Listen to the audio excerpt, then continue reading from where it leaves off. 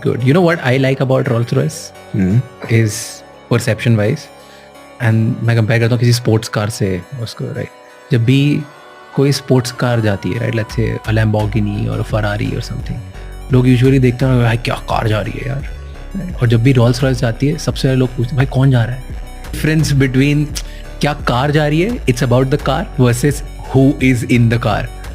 I think it's a big difference. ये मैंने कहीं पे पढ़ा और ये एक्चुअली ऐसे ही होता है. पहली गाड़ी मर्सिडीज, आखिरी गाड़ी रोल्स रॉयस, बस सिंपल है.